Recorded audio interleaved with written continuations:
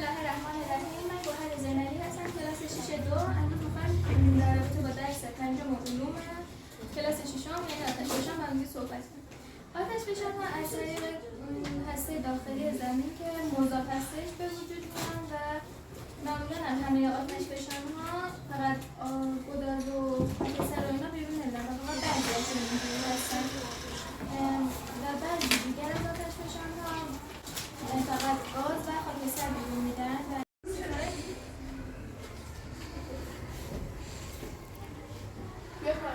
هرچی داری میردی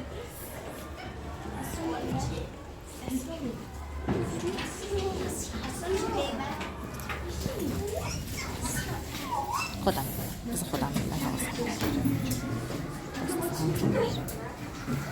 همه بریم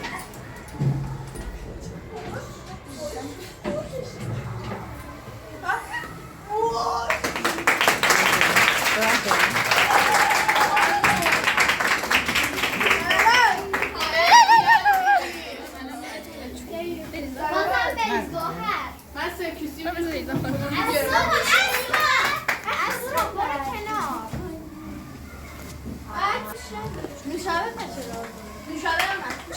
نوشابه با قرص جوشام هم میشد. سلوات. قرص جوشام. بله. خیلی عالی. تشویق بچه‌ها.